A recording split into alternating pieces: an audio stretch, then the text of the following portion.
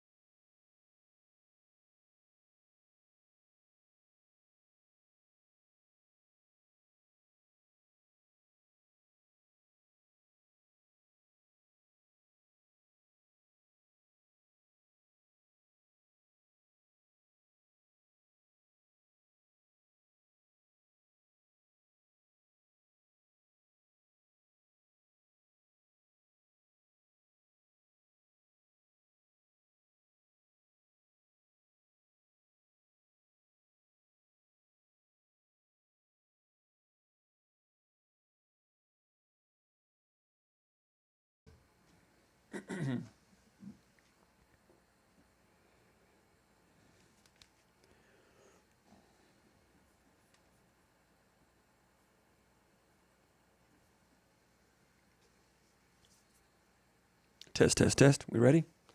All right.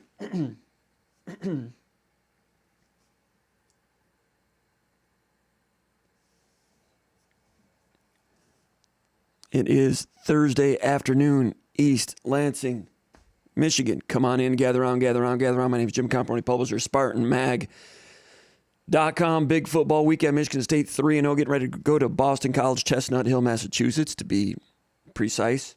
Saturday, Michigan State's going to try to get to 4-0 at Boston College. Michigan State, once again, a one-touchdown underdog on the road. We're going to talk Michigan State football here for the next hour, hour and a half, however long it goes. In the meantime, give us a like for the channel, subscribe to the channel, go to SpartanMag.com. We would love to have you to become a SpartanMag.com subscriber sometime soon.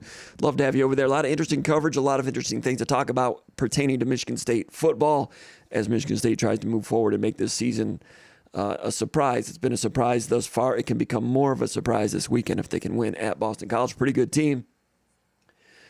Astute college football fans know that Boston College really took Florida State apart back on September 2nd. Florida State's had a terrible start to the season, 0-3, not as good as everyone expected. In the meantime, Boston College, better than people expected, went on the road last weekend at number 6 ranked Missouri, good Missouri team. Michigan and Boston College jumped out to leads, I think, 7-0 and 14-7. Ended up losing 26-21. We'll talk about that game a little bit more and the little bit of the matchups. I've watched Boston College. I've not studied them from A to Z. Be doing more of that today for the pre-snap read at SpartanMag.com, which we'll post sometime Friday afternoon, hopefully before we get on the jet to fly to Boston. And it's going to be interesting matchup for Michigan State if they can continue to come along from a developmental standpoint, especially the quarterback position. Aiden Childs showing a lot of good tools and talent. Everybody knows that. Now can he take another step in a road game, a night game? It's going to be a festive environment out there. Sold out from what I understand. Stadium seats 45,000. Not the biggest stadium, but it's the red bandana game. They get fired up for this thing. They gave Florida State all they could handle. I think last year in the red bandana game, upset Missouri. Well, Missouri wasn't that great back then 2 years ago when Boston College beat them. They stormed the field because, like I said in the VCast a couple of days ago, the head coach of Missouri said some disparaging things about high school football, indirectly about the state of Massachusetts. So it really became a patriotic game for people that know patriotism in that part of the country. Patriots Day is a big deal in Boston. Looking forward to going there and checking it out. But anyway, that crowd sometimes can gather around, sometimes can get a little bit festive. That's going to be the case on Saturday. It's a night game. Red bandana game, Michigan State, Big Ten opponent coming in. They've got a good team, most importantly. First-year coach Bill O'Brien. It's going to be good college football out east. It's going to be good. We'll see what happens. We're going to have Ron, Big Movie Armstrong, checking in here in a couple minutes, and we'll be talking to him about development at the Michigan State program, what he saw last week at a Michigan State's victory over Prairie View, and also looking ahead to this game against Boston College. Let's go to question number 2. Actually, we'll go to question number 3 in the mailbag. We'll circle back to 1 and 2 a little bit later. Well, let's go to question. We'll just go to question 1 because the question 1 is what everybody's talking about from Desert Sparty from Arizona. He says, "Comp, what are the keys? What are the keys to beating Boston College?" And I wanted to save this question to ask Ron, Big Movie Armstrong, see what he thinks about it. But we can spend a whole show on that, right? And like I said, I've not completely studied them A to Z. But, I mean, like in every game, turnovers is a big thing. Coaches always talk about that. And Michigan State was fortunate to beat Missouri despite losing the turnover battle 3-1. If they lose the turnover battle in this game 3-1, they're going to lose this game. Stopping the run, of course, big in every game. It was big against Maryland. Michigan State stopped the run, and Loxley, the head coach of Maryland, was really frustrated by that and gave Michigan State a lot of credit for that. Michigan State's run defense has been better than I expected. They've had some good depth in that defensive front, playing with physicality. Now they're going to be playing the best offensive line they've played this year that has some good players up there, some veteran players, and also the way they are varied in their approach in terms of running counters and pulling linemen and getting extra players at the point of attack with some good quickness and strength. That'll be a different challenge for Michigan State. And last week, Missouri stopped the run. They held Boston College under 50 yards rushing. I think Boston College rushed for 260 or something against Florida State. Florida State looked like a ramshackle defense that day. So Missouri met the challenge, stopped the run. Now can Michigan State emulate what Missouri did from a schematic standpoint, from a personnel standpoint? I think Michigan State's in solid shape in that defensive front to be able to do that and contain the run. So you got to contain the run. Stopping the run would be better. Holding them under 50. Can they do that? If they do, they've got a really good chance to win. Containing the run, keeping them under 120, under 110. Good chance of that as well. I've got to look at it a little bit more. I'm guessing, I don't know. I mean, It's a mixed bag because they looked so good on the ground against Florida State and really got stuffed last week. I've been through it once. I need to go through it again. So containing that Boston College run on defense. Everyone talks about Castellanos, and deservedly so. Very explosive quarterback, very good speed, 5'9.5", legit 4.5 speed, if not better. When he tucks and runs, he looks like a running back. He's built like a running back, does not look like a quarterback. At 5'9", in the pocket, sometimes can get a little inconsistent. I was just watching some of that Missouri game, and he had a nice completion on a 3rd and 8 late in the third quarter. Completion to the tight end, 3-man rush, sidestep in the pocket, over the middle, tight end sitting down in the zone. 5'9" is not ideal for pocket passing, but the way he can sidestep in the pocket a little bit, he can deliver some of those things. So making sure he doesn't get out and hurt you with elongated plays is part of it. The way Boston College can mix in zone read keepers, some speed option keepers. I saw some triple option out of the pistol, like the first or second play of the game against Missouri, and I'm like, that's a handful. And I've not seen them run it again since then. I've not gone through every single play yet. But if they did that, if they ran triple option out of the pistol on a regular basis, almost like a shotgun version of Tom Osborne stuff, I'd be interested to see how much success they would have with that, because that would be a different look And they've got it in their playbook, and you've got to spend time in practice to be prepared for that. And I mean legit triple option. Pistol, deep back, sidecar, running back, mesh with that sidecar, and then you've got the pitch relationship with the from the eye back. So it's triple option rather than under center with a fullback dive. It's sidecar out of the pistol, which is like a semi-shotgun. And that looks really interesting. But like I said, they don't really major in that, but you have to be prepared for that. But the quarterback who's got some of that athletic ability, so you have to sew in some of that assignment football with the option.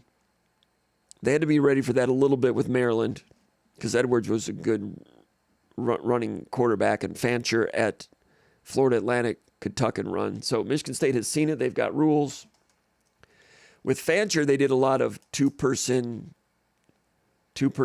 spy for playing defense on him as that game went along. Because Fancher had success scrambling, and some of those slides became problematic.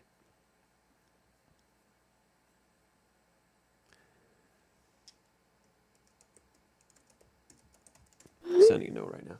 So some of those. So Jonathan Smith said earlier in the week, there is an advantage to having gone against mobile quarterbacks. Now they're seeing another one, and he said the other side of that coin is that Boston College has seen how Michigan State goes about playing defense against mobile quarterbacks. I think part of that is that two-person spy, linebacker spy. But will they mix that up a bit? I think Michigan State will have that in, and some other things.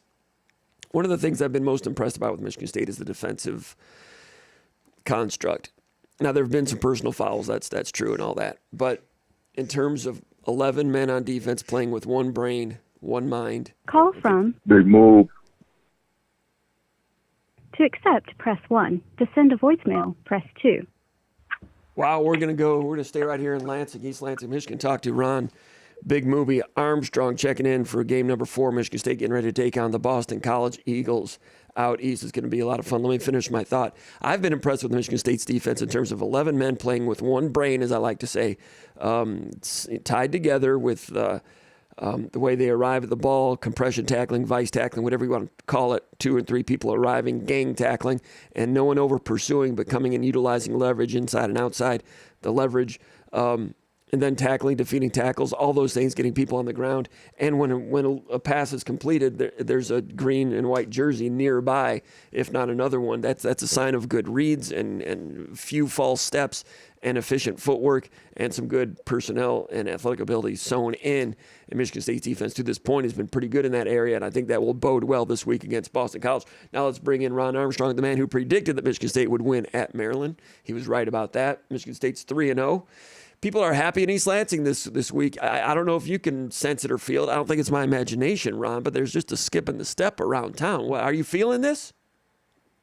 Yeah, I think so. I mean, anytime you start the season, 3-0, especially kind of the last, a couple of years or things were tough around here. There's some optimism, and I don't even think it's necessarily 3-0. I think it's just they can see the progression of the program in the last 8 months or so, just from where we were to where we stand today. It's just, I think it's just a breath of fresh air for all Spartan football fans.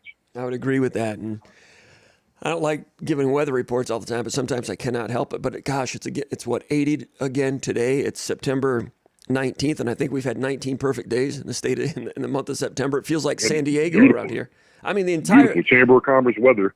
The entire month of September, there have been no clouds, unless I'm wrong. I mean, we've had nothing but good weather since June 1st, if I'm not mistaken. I don't know. Enough rain, no droughts, enough rain here and there. It's been a great summer and a great September. It's wonderful, Ron. Don't you think? For sure.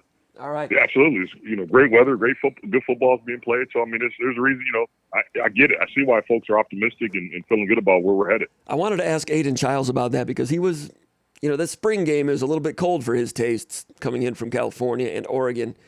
I think Michigan State seriously had the coldest spring game of any team in the country. Just happened to work out that way that day. And he said it was a challenge. He didn't love it. But I kind of wanted to ask him this week. Didn't get a chance to talk to him this week. But I'm sure that this weather is a little bit more to the liking of people that are new to Michigan State with 61 new players, many of which from out of state. September's been grand. It's going to be good out in Boston College also. Night game, possible chance of rain. Go right to the mailbag right now. Ron, someone asked, it was Desert Sparty out of Arizona. He said, what are the keys to beating Boston College? I mean, he just wants a blanket statement from the beginning. So at some point we were going to start talking about that, and we can reverse field and go back to a little bit of what we saw in the Prairie View game and, long-term development in general. But keys to beating Boston College, what comes to mind when you're asked that question? It's funny that you led with that because, I kind of talked earlier this week through text, and it's real simple. I think sometimes when you play games, certain teams will stress your talent level. I think we'll see a lot of that next week where we'll kind of get a chance to see where we are from a talent standpoint. There's other teams that have stressed the operation. And I think this is one of those games where we're going to really kind of get a chance to see where we are operationally as a program. I think the keys of, we talked about it. I think the keys are the same all the time. Cut down on the penalties, limit turnovers, play opportunistic, when there's a play to be made on the defensive side, get the ball back forward, do that, pick your shots when you want to take some deep shots, and just be sound. I mean, because that's really what it's going to come down to. I don't think our kids are going to line up across in BC and be wild by their talent. So it's really just going to come down to, being sound, being efficient, being disciplined, and just limiting the mistakes. That's the macro answer for sure. Aiden Childs continues to take steps from a developmental standpoint. Last week, I thought he was really nice and calm on third downs, picking apart a pass defense that was not that great for Prairie View in terms of what they did. Prairie View ran a lot of kind of soft, cover 4, 2 deep safety look type of coverages, trying to prevent big plays, maybe make Michigan State go 10, 12, 14 plays to score, which was a good avenue to explore if you're Prairie View, because Michigan State was committing so many offensive penalties. Why not play like that? Childs did a good job hitting those intermediate routes, moving the ball, third down conversions, 3rd and 13, 2 third and 13 conversions on one of the scoring drives. Aiden Childs getting comfortable in the pocket against, like I said, a second-rate pass defense. However, he had an interception that was nullified by offsetting penalties on a 1st and 10. I can't remember if it was a sprint out or if it was kind of an elongated scramble type of situation. Jonathan Smith said earlier this week he revealed that a receiver ran the wrong route on that play, so Childs was looking at an area for the receiver to be somewhere. He wasn't there. I assume he's talking about Nick Marsh. So Marsh was kind of posting up a corner, so Aiden Childs kind of went backyard mentality a little bit, like, I got number 6 right there. That's my guy. I'm going to give him a 50-50 ball. He's going to make a play. Well, guy that intercepted it, flag, offsetting penalties. So on that situation, easy for me to say that 1st and 10, it's better just to throw it out of bounds. Like Jonathan Smith said on Monday, don't make a bad play worse, especially in your own part of the field, 1st and 10. Like I said after the game, maybe that's a throw-you attempt if it's 4th and 5 and you're down by 5 points late in the game or something. But these are the things Childs has to learn. And I think he's scaled back on some of those, I don't want to say bad decisions, but overly optimistic decisions, maybe. Scaled back on that from week 1 into week 2 and through week 3. Also had a near interception inside Michigan State's own 10-yard line. A guy squatted in zone over there. He's throwing a hitch. Didn't really see the nickel squatting over there. Makes a diving interception attempt and didn't come up with it. Would have been a diving interception. It's not like the guy dropped an interception. But both of those decisions, that one could have given Prairie View a 7-yard field.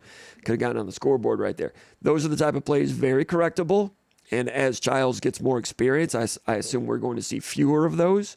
Ron, would you agree with all that? And is it possible at all to try to get a read on when those, or if those will continue to dissipate for Aiden Childs, and when at some point might we see the optimal level of Aiden Childs? Might not be for a couple of years, but he's heading in the right direction, but there's still things to correct there. Your thoughts on Aiden Childs? Well, one of the things I actually, sometimes you get lucky, and I think the way Prairie View played us, it's actually a kind of lucky for us. We needed to learn how to just put together drives and move the chains, and not rely on a home run ball, if you will. So I think from a getting reps for Aiden Childs standpoint, it's better. It was better for long-term development for Michigan State football that Prairie View decided to play such soft coverage, and he had to take some of those short to intermediate throws. Because I think it's just to kind of go back to Childs on that. I think one of the things I look for is take the free cheese. Every play's not going to be a big play, so it's okay to get 7 yards. Get in the huddle and do it again. And the more you become efficient at those 7 to 10 yard, 12, 15-yard plays, you're going to start opening up those big plays. So I think from long-term, from short to long-term view here is be efficient in your short intermediate throws.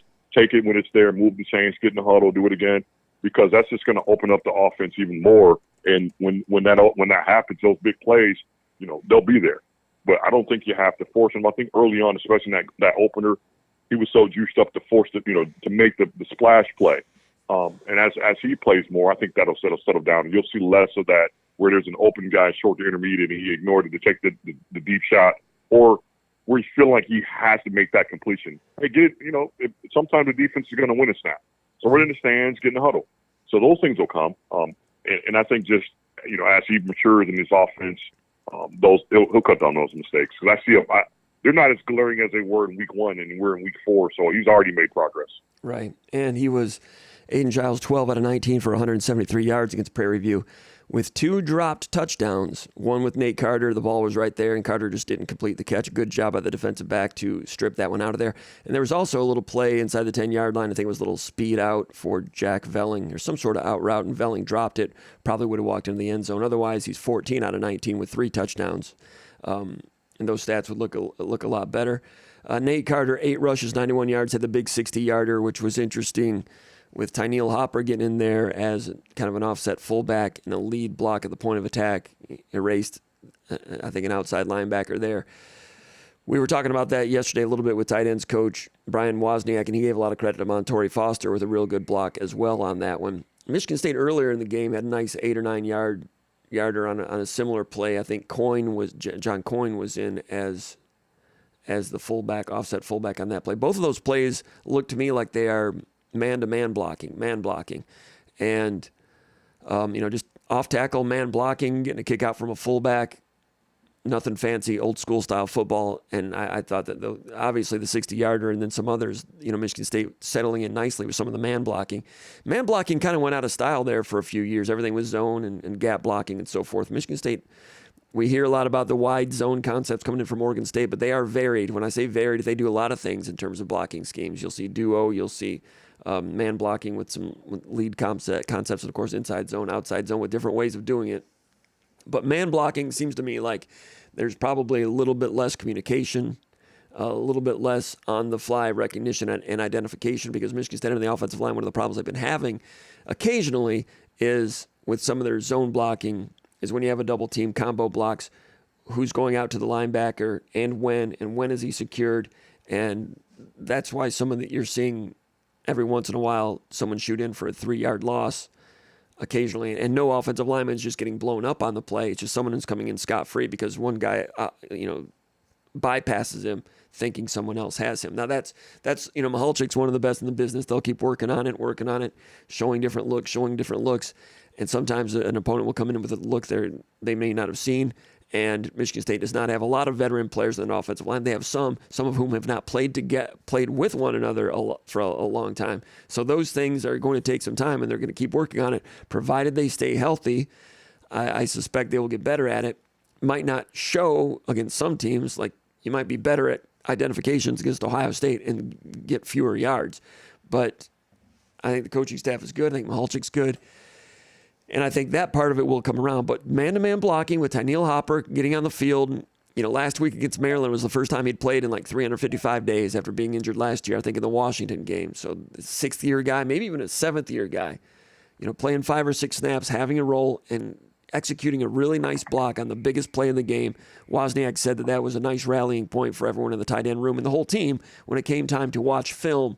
Jonathan Smith, one of the many things he's very good at is he likes to bring those bottom people along and give a lot of pats on the back, to the bottom third of the roster. Hopper with a big play there, and that just helps the team. But your thoughts on blocking and the run game and sporadic success there as they try to become better and better in the ground game?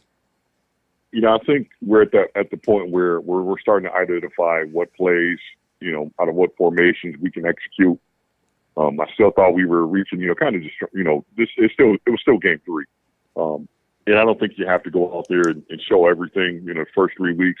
But I think we're at that point where we know what plays we can execute at a high level. So that'll help us out.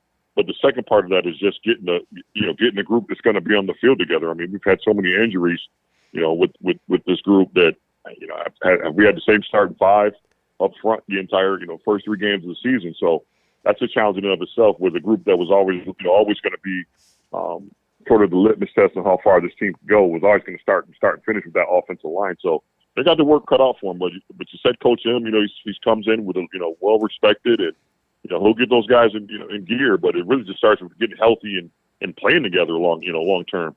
Because you talked about some of those defensive line run throughs. Some of that stuff is just offensive linemen at some point, they just develop their own calls. And they'll let you know how long they're going to stay on the block, when they're going to combo and climb, when they're going to just go to man up and find work.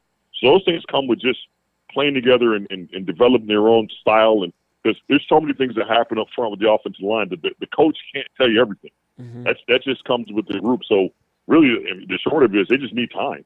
They need time to play together, and they need reps. And unfortunately, or fortunately, whatever the case may be, it's just going to show up on game day where we're at.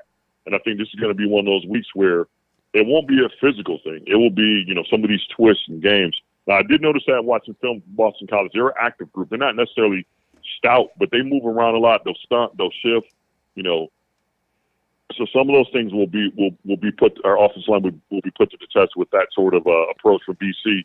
But yeah, we've talked about this a lot, Conf. That offensive line is definitely where, if we get plus play from the offensive line, it suddenly takes a 6-win team to an 8-win team. Mm-hmm. So it's critical. And, but I do see progress. I saw some, you talked about it. We're not getting blown off the ball. We're not getting physically to this point. We haven't seen a team go out there and just physically push us around. So that's encouraging. The rest of that stuff will come with reps and being a little bit more technical sound and things like that. You certainly can't have personal fouls anywhere, especially in the red zone. Brocious 2 games ago had a personal foul on a late blindside hit. Jonathan Smith was not excited about that. And then Ashton Lepo had a personal foul down in the red zone last week, which kind of killed a drive, if I'm not mistaken. So it goes without saying that those things need to be fixed as well. Talking to Tanner Miller a couple days ago after practice, not only have there been injuries on the offensive line, but his right guard, his right-hand partner, has been out. It was Christian Phillips for game 1. Then it was Brocious, started game 2 and game 3 with Fincher coming in there. Then now Brocious is lost, they think, for the year. So Fincher's his guy. So he's had 3 different right guards. Good news is Miller has the experience and the leadership to work with that. Bad news is, I kind of wonder what it would have been like if Miller and Phillips were going into their 4th game together, but that's not going to happen. That's the nature of football. Good news is Fincher's a senior. Fincher last year started 2 games at center when Nick Samak was injured. Was kind of rounding into being, I think he showed up improved this year. You mentioned that a few weeks ago, and I think we saw that. Even though he wasn't starting, he was better than he was last year. And in the Maryland game, Fincher started the second half. Brocious started the game, but Fincher started the second half, and Fincher was on the field at the end of the game, the 2-minute drill to win it. Fincher was on the field. Game 3, they went back to Brocious to start, which I understand. They may have thought that Brocious has a higher ceiling, and they just want to ride with him. But by the 5th play of the game in the opening drive, Fincher was back on the field. So that was kind of a 50-50 deal there, and I would go as far, everyone likes Brocious. He's got a good future and so forth. Just getting started. The Maryland game was Brocious's those were his first plays ever as a college football player. As a redshirt sophomore, he redshirted his first year, was injured all of last year, didn't play against Florida Atlantic. So he was starting against Maryland. That was the first time he's ever played. So his future looks good and all that. Everybody likes Brocious. But I would go as far as to say that Fincher is better than Brocious. He was against Maryland. He was against even against Prairie View by a little bit. So Brocious might have been better in the long term, especially this season. But Fincher, he's a senior. He's ready to go. He's never been a full-time starter before, but he's ready now. He's a senior. It's time for him to go, and Michigan State cannot afford any more injuries on that offensive line. But Fincher, are you seeing some progress from him? I did, and I heard good things about his camp. That he just put it all together. Had a great camp. Great Spartan kids prepared. I'm excited for him. And listen, I'm all pro player when it comes down to players, but it's good to hear a kid that, a Spartan blood that stuck it out and is, he's a senior that has a chance to start. And I think he's prepared for this moment. And I'm expecting the kid going in and perform. And we saw continued progress from Stanton Ramil. Lepo still needs to come around a little bit there at right tackle. Brandon Baldwin can play both tackle positions.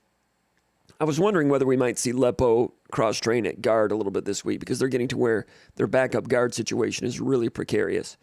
They mentioned Rakeem Johnson, true freshman out of Idaho, played some right tackle last week, second-string right tackle. Looked very athletic, looked very quick. We knew that from the high school film coming in. Exceedingly quick young guy. Now, can you move him into right guard? Can you ask a true freshman to be able to handle both of those things? They said they were going to experiment with that this week, but in terms of backup guards, you had Jacob Merritt, walk-on sophomore at left guard in mop-up duty at the end of that game. Right guard, I can't remember Fincher, I can't remember who went in to play some right guard after that. I know that Terpstra, walk-on, backup center. I'm forgetting who the right guard would have been. But Rakeem Johnson, did you see what I saw in terms of quickness with him at right tackle and during mop-up duty? And definitely. That 55? Yeah, and I'm at 6'3", Yeah. I kind of thought that he'd be a guard because 6'3" is not great height to be a tackle. I'm a little bit surprised that his initial position at Michigan State is right tackle. Could end up anywhere along the offensive line as his career progresses. But you saw some quickness there, and he might be the next guy up at right guard if things go well in practice this week. Your thoughts, Rakeem Johnson, true freshman right tackle? He flashed and that's why I knew the number 55. I'm like, who is this kid? But because he definitely looked the part, a little undersized, yes, but definitely saw some quickness, saw some good hand play. And the first thing you when you mentioned kind of shuffling the line, the first thought to me was, why not move Baldwin inside and go with the young guys at tackles? I think I sure they could do that with Baldwin. I'm wondering, where is Lepo? That's kind of what I'm wondering. He's starting, he's finishing. As they rotate Ramil in, Baldwin goes over and plays right tackle. I'm just wondering if the best five might be Baldwin at right tackle and then Lepo coming off the bench to fill in at right guard a little bit. I don't know. I've not heard that. I'm just wondering. But yeah, Baldwin would be a candidate also. They've cross-trained those guys all spring and all preseason camp for reasons like this. They're trying to manufacture some depth and some options. When you do that, do you spread players a little bit too thin here and there where they get some things backward? I don't know. There might be a point of diminishing returns there. So it's a situation they have to massage for sure. But utilizing Lepo, Baldwin, it's going to be interesting how that all that pans out. And meanwhile, Tanner Miller's doing a pretty good job there at center, and Stanton Ramil continues to come around, in my opinion, there at left tackle. He looks like he's got a good future, and that offensive line going to have a pretty good task this weekend. Number 6, the defensive end for Boston College, talking with Wozniak earlier this week. It's pronounced Ezaraku, Donovan Ezaraku, 6'2", 247 senior from Williamston, New Jersey. Slippery with some arm over stuff. He only had 2 sacks last year, which surprises me a little bit. He was second team all ACC as a sophomore in 2022. Wozniak says Michigan State has not yet faced someone like him. I'm not saying he's like an every down nightmare, but mostly from what I've seen, I think he's mostly right end. So when Ramil is in there, it'll be a new challenge for Stanton Ramil, and it'll be interesting to see whether Ramil has more success against him than Baldwin does. Still learning more about this Michigan State team as the season goes along. But your thoughts about that Boston College defensive front, number 6, and whether Michigan State's ready to handle it and go to work on it? In a lot of ways, I don't know if it reminds me of some of those Indiana teams that Allen had a few years ago, where they just had some kids that could play. And you line up all through, like, man, how did this kid end up at Indiana? Or how does that kid, that DN for Boston College is a problem. He's really active. He's got a quick first step. He's got some good hand skills. So they're going to have their work cut off for him. Now, the one thing I did notice is he'll run around blocks. So if you run at him, he's not looking to take anybody on. He'll run himself out of a run play towards him, and he'll chase really aggressively away. So I mean, there's some opportunities to win in the run game, but in that pass game, and I noticed something else. I don't know if I should say this on over, but I'll just say it. A lot of their games that they run is to his side. So they kind of tip their hand a little bit where they're running their games because they're trying to free him up. And I'm sure about on film, our coaches saw it. That a lot of the games and blitzes and stuff like that, they'll run to his side because they're trying to create confusion to free him up. So that left side, I'm gonna say left side, whatever side he lines up on, that's typically where the game and the blitz and all the confusion is coming from. I didn't notice that. Thanks for sharing that with us. Also, something you probably noticed is Boston College, they'll over-pursue a little bit with their linebackers and safeties. I mean, they're aggressive. They run pretty well. They get there, but they don't arrive with a two-man relationship, like Barnett and D'Antonio used to talk about compression tackling or vice tackling, which is basically two men arrive at the ball, and you don't both go for the same shoulder. It sounds simple, and everybody teaches it that way. And Boston College is still getting acclimated to a new defensive coordinator, just like Michigan State is.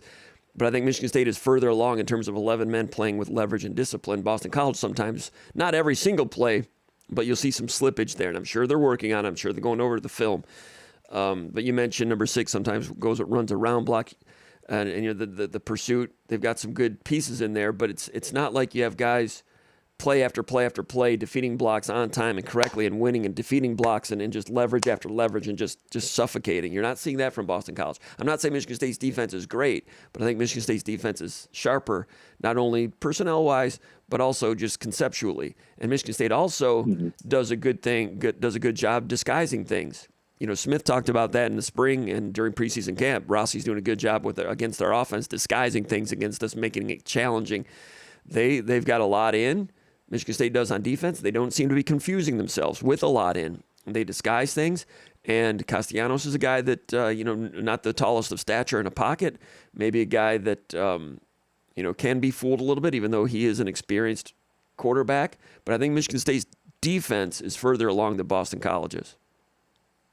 I would agree with that. One thing also I noticed about, you brought up Castellanos, watching the film, and look, I know this is true with pretty much, most quarterbacks, unless you start getting up into the elite level, that if you make them, get off of their spot and force pressure away from their strong hand,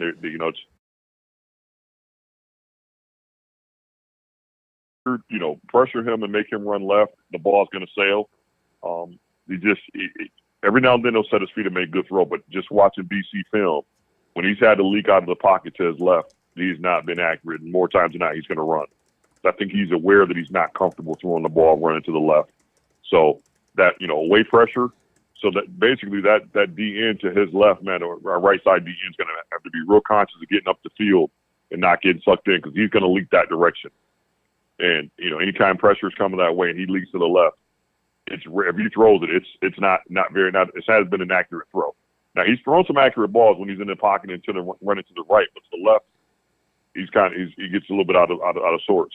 But it's going to be a tough challenge. But the way we play, I mean, we're not super aggressive and flying around. And in terms of, when I say super aggressive, we're trying to all these gadget defenses where you can get guys out of position to make plays. I think we just try to be sound and make the tackles and get guys on the ground and get in the huddle. And I think that'll bode well this week. Because as long as there aren't any blown coverages, I think BC is going to stress us with eye candy and all these motions and some gadget plays. If I were preparing the game plan, I would expect some kind of gadget play early. It's a night game. These are red bandana games, so they want to get that crowd jacked up early. So I'd expect some kind of trick play, some kind of gadget early, and to get that kid going and get the crowd into it. But just on the long term, I think you're right as far as our defense being a bit more sound, a bit more ahead of schedule in comparison to BC. I don't see as many leaks. Now, we don't try to do as many things as also. I mean, I think they try to do a little too much. In watching their game against Missouri, I thought they were corners. Now, one real quick point to note. The one game we played this year with handsy corners, I didn't think our receivers handled it well. And that was FAU. Their corners were handsy. I think you're going to see the same thing from BC. They're a real handsy group. And they don't necessarily cover that great, but they're handsy. And our kids are going to have to fight through. If I were in that receiver room, I'd tell our kids, don't expect to get bailed out with pass interference calls. We're on the road. It's a night game. It's going to be a charged environment, but be ready to play through contact because those kids are handsy. Mm-hmm. Cornerback Amari Jackson, number 24, he had a pick 6 last year against Georgia Tech and almost had one last week in the first quarter. Not as much press man as Florida Atlantic. Would you agree? More zone from Boston College? Absolutely. And more man match. If they do play zone, play man is going to be more match. They rarely play true man. They'll play a man match where they're not chasing crossers. It's man. They'll play, they're cutting all the crossers, but they're playing man on verticals.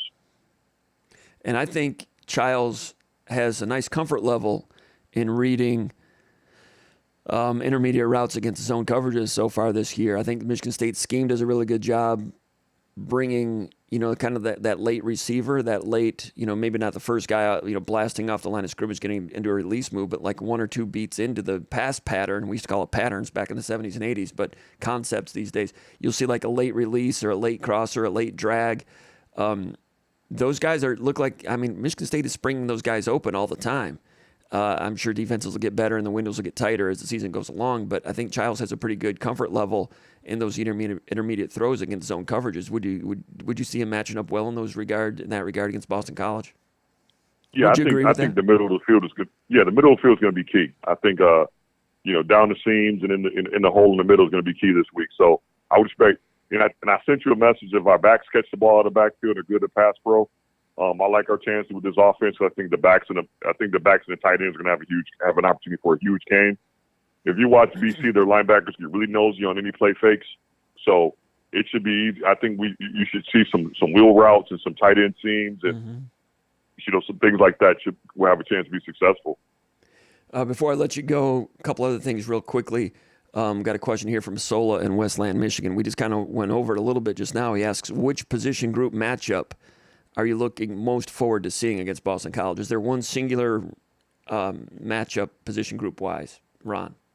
I just want to see how our DBs are going to do. Yeah. What'd you see from the wide receivers? What'd you see from Boston College's wide receivers? I didn't see them use them much. Yeah. But the couple of plays they hit against Missouri were some scramble plays and things like that. So I don't really see them use them a whole lot. But I'm sure they got some kids that can run, some quality receivers. We're going to have to cover. And I'm just looking at our group taking that next step. We're now we're going into games expecting to shut guys down and to eliminate the pass game. Make them one dimensional. I'm looking for our secondary to take that next step. Going here and take it upon themselves to shut these guys down and let the linebackers and D linemen take care of the run, but our back forward is just locking these things up. I'm looking for that next step from the DBs and to come out and play, just be sound as well.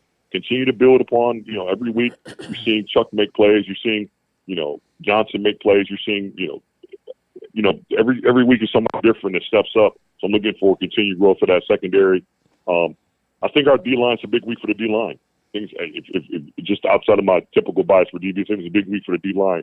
I think that quarterback challenges in different ways. He's a little bit better passer than the kid from. I think he's a little bit better passer as far as awareness in the pocket than the kid from FAU. He's elusive, got good speed, so their hands are going to be full of that D line. But I do expect this is a game where a guy like Chris Bogle and Ken Talley really will show up. I think they should show. They'll show up this week. Ken Talley, Bogle. Stopping that run, getting that pass rush after them a little bit. In terms of wide receivers, number 9 for them, Jarrand Bradley, 6'5". Boston College went to him on 4th and 3 on the opening drive last week. 12-yard line, Castellanos completed, pass to number 9, Bradley, corner route. He's a Clemson transfer, 6'5", has a little bit of Matt Trannon to him. But like you're saying, I don't have a lot of notes on wide receivers at this point. I'm still going over it. Another guy, number 6, Jaden Skeet. I don't have the measurables on him. They try to go deep to him on a 3rd and 9 midway through the third quarter. It was well covered, slot fade against off coverage. Didn't get any separation on that play. So I've been through it once, but the wide receivers and the downfield passing attack, not something that it doesn't look like they're a team that's really going to carve you up with that. So when those tests come, survive those, and you can keep them contained and one-dimensional on defense. In terms of that run game, you can be in good shape, provided that Michigan State avoids turnovers and 100 yards in penalties. Also, real quickly, in terms of young players that got on the field late, we talked about Rakeem Johnson. Somebody that I noticed in terms of speed was the Pulliam kid at linebacker. He and Pretzlaff came in as third-string linebackers, made some plays late in that game, but Pulliam, the transfer from Maryland, I thought he showed some speed. That's number 44 at the linebacker position. Would you agree with that? And did anyone else catch your eye? I saw him pull the pin on the play, and he was pretty fired up about it too, and it was rightly so. Yeah, I saw that too. But I'll tell you what I saw, man. You know what? There's a couple of kids that showed up. That I'm like, this kid's he's close. He's close. Who's that? And that old Gates, man, he had a couple of plays, man, where he just looked when he caught the ball and just headed upfield, it looked easy. Yes. I know that's, and listen, and I don't care who was out there. Mm-hmm. I'm talking about how it looked when he had the ball in his hands. It looked easy. Mm-hmm. He looked comfortable. Mm-hmm. And I'm like, that kid's close. Mm-hmm. And I think I sent you a text that I think this kid's next. Mm-hmm. And I also think I sent you a text talking about the young receiver group. We're kind of, if you look what's happening around us, we might be in the early stages of D'Antonio when we had 3 or 4, 5 good receivers, and we're just cycling in the senior we're graduating, next man up. Mm-hmm. I think we're close to building that receiver room where we're going to see some good receivers, for years to come. Mm-hmm. Yeah, Gates, I agree. If you are Prairie View, and by that time you're just trying to get out of the stadium and get back home, but late in the game, and Michigan State completes a pass to a guy wearing the number 1 jersey that looks like that. If you're Prairie View, you're like, you're thinking, how many players do they have? Because that's right. Like you're saying, it's mop up, but I mean that guy looked like the real deal. Antonio Gates on that crossing route on that play, he flashed. I agree, and he's done it before. They need him. They need him because this team could use him, and I think he's got it. Absolutely. He's got it in him. I think, and they might need it. Absolutely, and I think it's just a matter of time. I think he's close. I think he's close. You could see it. It's just a matter of time. And what no better time than this weekend if you get the opportunity to go out there and make a play and move the chains or put some points on the board. I think it'd be big for him. It'd be big for our team moving forward. Sure. One more thing about Marcellus Pulliam, the linebacker transfer from Miami, native of Tyrone, Georgia. He flashed in terms of his speed sideline to sideline, and that kid is 6'2", 234. He's not a small linebacker. And running like that, he's got a future, I would say. That was interesting to see. Absolutely. Pretzlaff looked pretty good. You know what? I thought 45 looked so natural out there playing linebacker. And it just in a little bit of snaps. Mm-hmm. But man, he was quick to diagnose it. Not a lot of ton of false steps. Just he looked really comfortable playing linebacker. So write that one down. But that kid's going to be a player. I agree. And I remember last year when he committed to Minnesota, I watched his film just out of curiosity, and I'm like, man, that guy looks. A guy from Gaylord, 2.5 hours from here. And Joe Rossi got a commitment from him at Minnesota. And I was kind of looking forward to maybe, sometimes I try to get out and watch some high school football here and there. And I was like, you know what, I'd like to go up to Gaylord and watch a game in the fall. I've never been up north for a high school football game. Had that in the back of my mind. I was kind of waiting to see if Michigan State got in on him and never quite did. Then the coaching change came. Michigan State kind of contacted him. But then when they hired Rossi and Smith, then Michigan State really got serious about him. So, when he was borderline 4-star last year, I looked at the film because, part of me is like, okay, this guy, he's from the state of Michigan. He committed to a Big Ten school. Let me see, what it's all about, see if he's overrated or not, but not overrated. And he's got a chance to be a good, solid player pretty soon. So that looks pretty good and probably in a position where he can play fewer than 4 games this year and still redshirt. So Pretzlaff, Pulliam, a sophomore, those guys flashed some nice ability last week. So, Ron, I'm going to let you go. I know you have to take off. Anything else you want to tell us about before you leave? Anything else on your mind for this game? Nothing I can think of. No, I do think we're going to come out of this thing 4-0 off the shoot. Wow. I do think we're. And I told you, and I'm gonna say it on air because I sent it the text. I'm going to stand on this. Yeah. I told you if our backs are good in pass pro and catching the ball out of the backfield, and we limit the turnovers and the penalties, it's a 7 to 10 point win for us against Boston College. Yep. All right. Going on record. I texted that to you earlier in the week when I was watching film, and I've not seen anything that makes me come off of that. And I think I texted you at about 4 a.m. a couple nights ago, and I'm like, I just went through the first quarter or first half, and I'm like, yeah, Michigan State's not at a talent deficit with this game, and Michigan State I think has a schematical edge on defense in terms of guys knowing where to go and what to do down in and down out. Now that doesn't mean you're going to not you might have that play that gets out. I mean Boston College had like a 70-yard touchdown against Missouri on a bad snap. They snapped it over Castellanos' head, and he ran over here, and Missouri thought it was a busted play, and they let a wide receiver go free and 65-yard touchdown. Provided those strange things don't happen, down in and down out, turnovers aside, I think Michigan State's got a good chance to play winning football. It's their game to win. Indeed. I agree. Their game to win. For sure. Stay away from the turnovers, get the penalty situation figured out. Childs take another step in terms of take care of the ball, and it's their game to win. Now, the road game, road environment. It's going to be loud. Red bandana game. They're all fired up. That's going to make Boston College a little bit better than we've seen, I think, as well. Boston College is coming off a tough game at Missouri. Early in the season, sometimes that just iron sharpens iron. Later in the year, when you're coming off a tough game, it can wear you down a little bit more before it lets you go. Exactly. The coming off the trip to Missouri, help Boston College or hurt them, or it all evens out? What's your gut on that situation? I think that's a net neutral. This early in the season, I don't think that would matter either way, especially with it being a night game. So you get a little bit extra time to rest and things like that. So I don't know if that matters much. It really, like I said, it really is going to come down to how we play and the things we do. But I do think we're the better team going into this.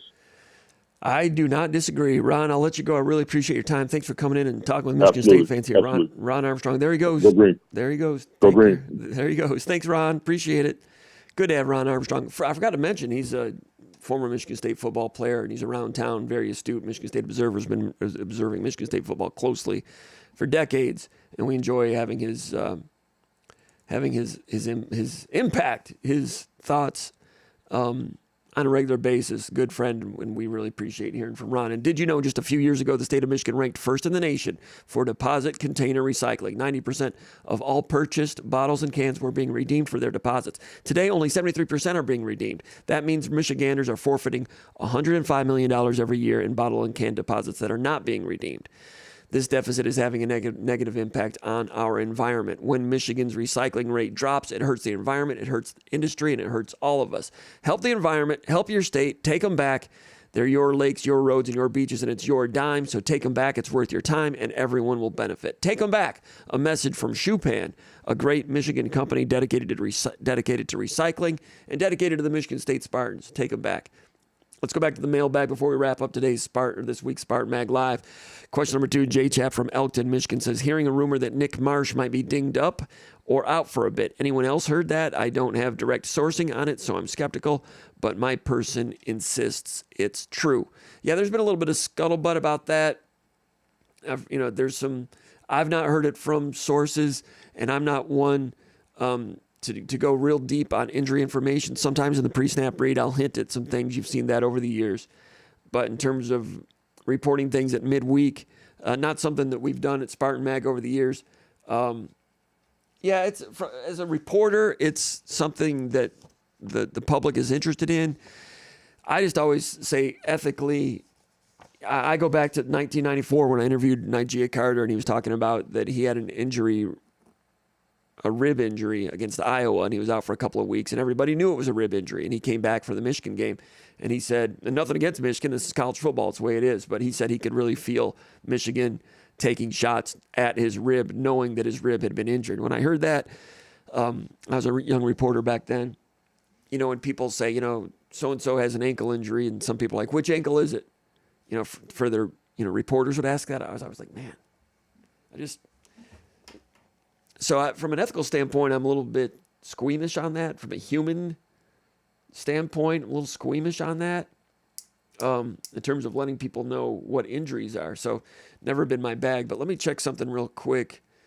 I don't doubt that there's a situation there. I mean, he went out he got hurt, became injured, went off the field in some pain, came back in. Can't remember what the score was at that point.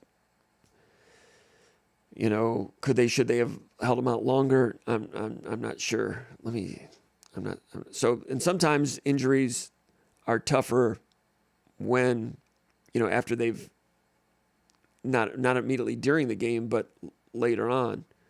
Yeah, I've not heard back from other people, so I can't confirm anything at this point. Anyway, but yep, that's out there that that everyone saw Nick Marsh was dinged up a little bit in that game, came back in. Now there's some word out there that it might be a tough situation for him this week. I don't have confirmation on that. I don't doubt that that's the case. Question 3, Mike from Clarkston says, Jim, with an exciting road game ahead of us this weekend, can you share one of your favorite Michigan State football road game memories from the past? Something that always comes to mind, not really a favorite memory, but back in 1988 when I was writing for the State News, we were driving down to Purdue, driving my dad's Buick, me and a photographer, might have been 2 photographers for the State News. We're somewhere in Indiana, and there's a car in front of us, and the muffler falls off of the car. And like all of a sudden it's under my car, hear a noise. And then, a couple miles later, the gas tank is going down. And I kind of smell gas. Gas gauge is going down. It's pulled over. It's Saturday. It's like a noon game. It's probably like 9 in the morning, 10 a.m. We were in Peru, Indiana, and went to a gas station, and our gas tank had been punctured by that muffler. And, somebody made a phone call, and we got some garage. The garages are closed, but somebody called somebody, and somebody opened their garage, and they called somebody that knew somebody that had a junkyard, found a gas tank that would fit, got it, put it on there, spent all day, and got to the game in halftime or so, which is still miraculous that we got that we had that thing fixed within a couple of hours on a Saturday when these people were not normally at work. They made a little bit of money off of it. I'm glad they did. They did good work and stuff and turned out great. And then after that, people told me that when you get a gas tank punctured like that by a metal object, you run a big risk of a spark and an explosion and everybody dying. And that was kind of chilling when I heard that a few days later. So driving in general is, everyone be careful. Driving is dangerous. I try to remind myself to be careful when driving, but not a good memory. But when I think about road trips, every time I see that Peru, Indiana exit, if I'm driving down toward Purdue, depending on which route I take to Purdue, you can take different routes, and none of them are ideal. But that was dangerous. 1988, glad everything turned out well that particular day. Question number 5, Iron Sharpens Iron is his name, from Holland, Michigan. He says, are there any recruits in the East Coast, Massachusetts, Boston area worth looking into? And, none that come to my mind right now. And even if there were, is there a chance they could go to the game? Possibly, but it's not like Michigan State. I don't think Michigan State would get there necessarily. I'm not sure how their operation goes. It's a new coaching staff.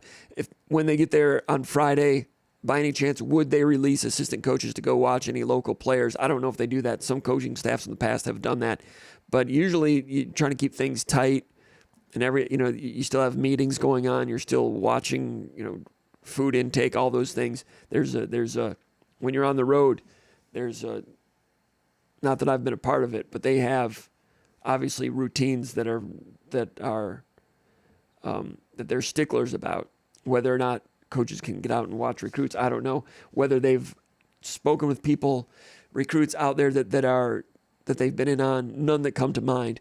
There's always exceptions. If there was some 4-star recruit that they've got a real good shot at in New Jersey and you're playing at Rutgers, maybe you do let one assistant coach go out and, be seen at the game. But as for this weekend, none that I know of. Iron Sharpens Iron also asks if Paul or myself plan on soaking in some of the Boston festivities while we are there. Pint of Irish, he asks. We're going to be getting in a little bit late on Friday, so not a lot of time on Friday. Saturday, we have time before the game, so I'd like to look around a little bit. Sunday, we've got a late flight, so I got a little bit of time. Sunday morning, maybe Sunday early afternoon, not a lot of time. I would like to find one kind of Revolutionary War period museum of some sort, some building of some fame to check out. The Red Sox play at 1 o'clock on Sunday. They play at Friday at 6. Was kind of looking at getting in there in time to go to the Red Sox game on Friday night. Did not make that happen. I've got it in the back of my mind maybe to go over to Fenway for just a couple of innings to make it worthwhile. I've never been there before.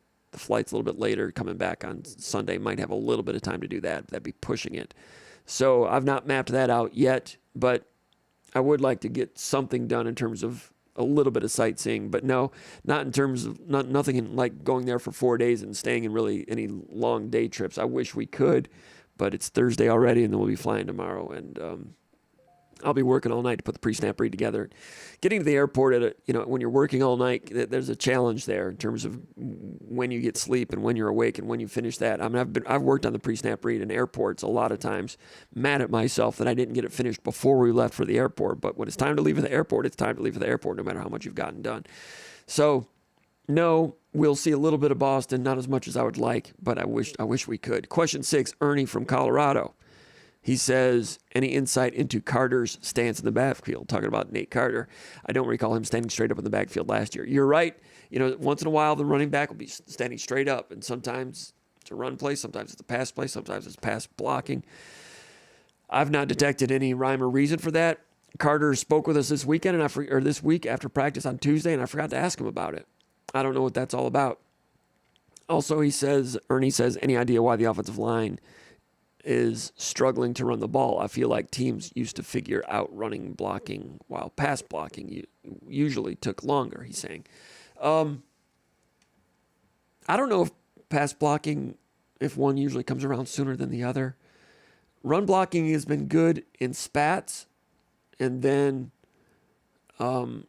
like we said in the VCast and said post-game VCast, Michigan State has had some trouble, I said it earlier today, with combination blocking, especially with zones and duo, where you have a double team and then one of the two guys in the double team is supposed to go out to the linebacker level. And depending if it's a right or a left or how the defense is aligned, the guy to your right might go out to the linebacker level, or maybe you go to the linebacker level, or the guy to your left if it's this way. So those unspoken communications, sometimes verbal communications, but knowing how to play with your dance partner there, that comes into it, and reading who you're comboing out to. These are things they've been trying to get a handle on, and it's an offensive line that has not played a lot together, and that includes some players who are just inexperienced or light on experience anyway. So it's going to take some time. And that's why you've seen some plays, some guys shoot the gap, and you'll see 4-yard losses against Florida Atlantic, a little bit against Maryland. Had one last week, I think just one.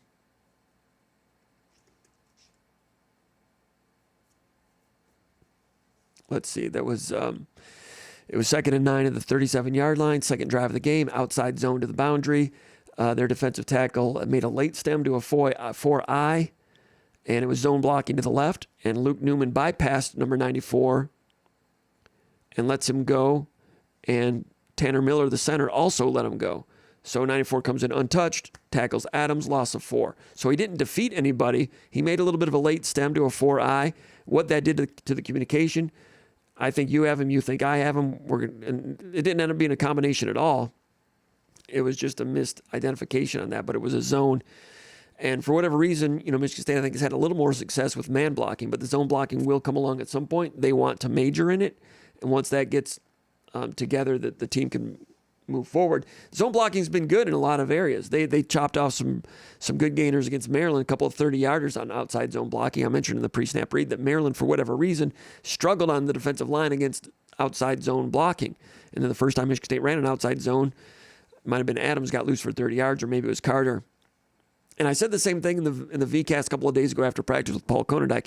I mentioned that I saw that Boston College, for whatever reason, was having trouble with the outside zone in the first half against Missouri. A lot of trouble with it. They were getting swept back and just not doing it right. I'm like, hey, Michigan State's going to get something there. Then I'm watching the second half, and in the third quarter, somehow, some way, Boston College was doing a better job against the outside zone. I've not watched the fourth quarter yet. I've watched it, but I haven't really studied it. Give me 20 seconds. I'll be back in a second.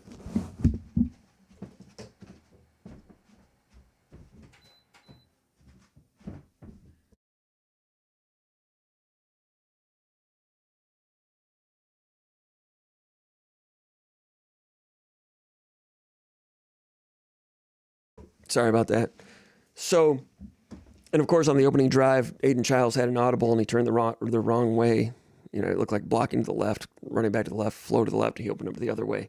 Bumps into him, loss of 4. Came back, still scored a touchdown on that, but that was a loss of 4 also. But last week, you had the 1-4 there with Adams. Not as much as in the previous weeks, and the defense was not as good also. But I think there's a chance they're getting a handle on that as they move forward. It does not help that they've had some injuries, although Fincher does have some experience. He should be okay in that area. I think that area should be better, should become better. Might not show itself as they play Ohio State a week from Saturday. And this weekend, can they puncture some ground game against Boston College? Last week, Missouri rushed for 176 yards, 4.1 per carry. Florida State did not do much on the ground against Boston College. Boston College dominated the line of scrimmage that day. I mean, that was one of the first signs that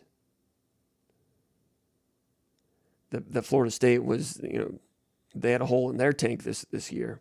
Let me see. I'm looking for those stats. I can't find them right now. What Florida State did. So, run game certainly worth watching. I can't promise anything, but I think there's reason for optimism that they will come together from a communication standpoint, just based on experience and familiarity and a comfort level. However, it might not result in a lot of yardage when you're playing Iowa. We'll have to see what Oregon's defense looks like. Idaho and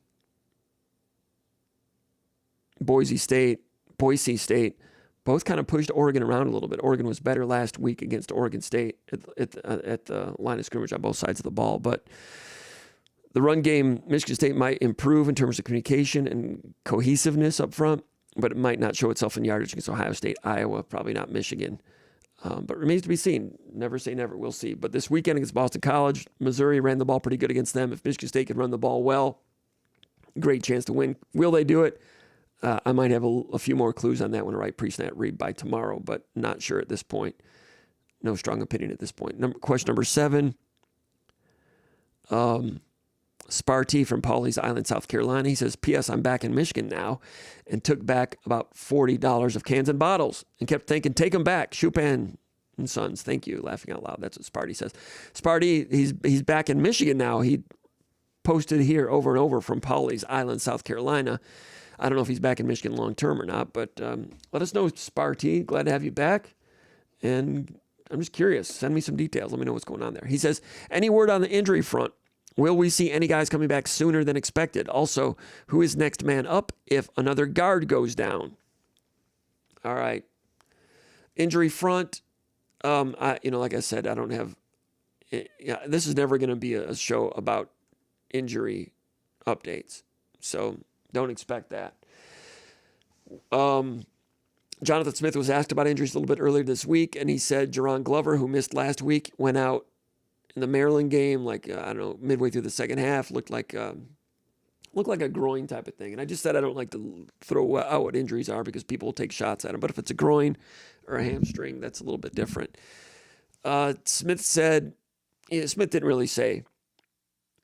He said that they would find out this week, which is kind of like when Tucker would say he'll be ready when he's ready. So I'm not sure about Glover. Not sure about Marsh. So like Ron Armstrong said, Antonio Gates flashed a few things last week. And if he's saddled with more and more expectation, he's got the ability to deliver. He was on the field during the game-winning 2-minute drill at Maryland. Caught a little check down crossing route for 7 yards to start that drive. Well, it was the first completion of the drive. The first down was established with a defensive pass interference. So Gates, tag, you're it, Montori Foster, I think, has played well, blocked well last week. Got open deep 3 times against Maryland, and Childs missed him twice the other time. There's a miscommunication. Foster's played more in the slot lately. If there are injuries on the outside, he can move outside. Alante Brown, of course, is out long term. Isaiah Johnson came in, made some plays. He had that nice corner route on that dash concept in that game against Florida Atlantic. Did not play as much the next game. And then last week had a touchdown on a slant, broke a couple tackles on that one. So Isaiah Johnson starting to, that's a redshirt freshman. A guy that last year I thought had a chance to be an early contributor. Just because Michigan State needed some help at the wide receiver position. Did not happen last year, but I thought he had good underrated film coming out of Virginia. And now you're starting to see that come to fruition.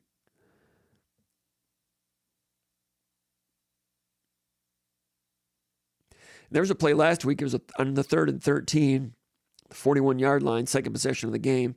Michigan State hit Nick Marsh on a dig over the middle of 20 yards. And Isaiah Johnson from the slot pushed deep on that thing and really pushed the coverage and opened up that dig.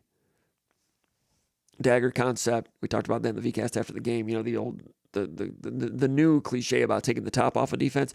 I'm not saying Johnson has Willie Galt sprinter terrifying speed, but they cleared the areas. Johnson had enough to gain enough attention going deep to open up that dig behind it. So even though Johnson didn't get the ball on that one, they utilized him coming off the bench there. Second drive of the game earlier was a 3rd and 6 at the 17-yard line. It was a 17-yard touchdown against 2-man, 2 deep man underneath. And Johnson's taking on the nickel back. Off coverage, had a free release. A little head and shoulder fake into his release. Caught it at 6 yards. So good read by Childs. Got the free release guy. I have to send a text here. It's not a caller. It's a family member. Hold on a second.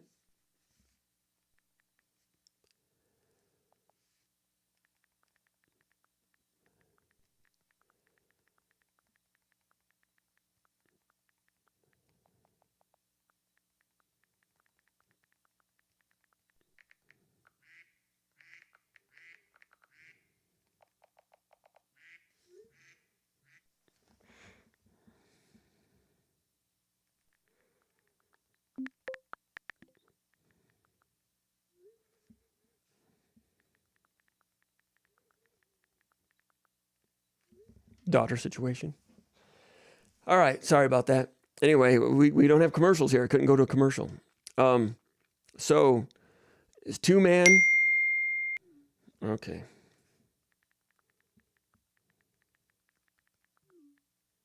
Okay.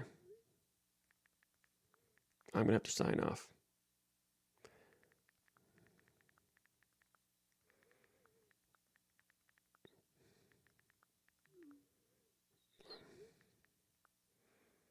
Yep. Daughter forgot her shoes, cross-country meet. I got to take them over to her. They're leaving in 15 minutes. I'm not going to break the speed limit. But anyway, we got to sign off. Go over to SpartanMag.com. Got to help out my daughter. Appreciate everybody checking us out. We will see you soon. As soon as I can turn this thing off, we got to go. Right there. All right. Appreciate it, Ron Armstrong. Appreciate everybody. We'll see you next time. SpartanMag.com. Check us out.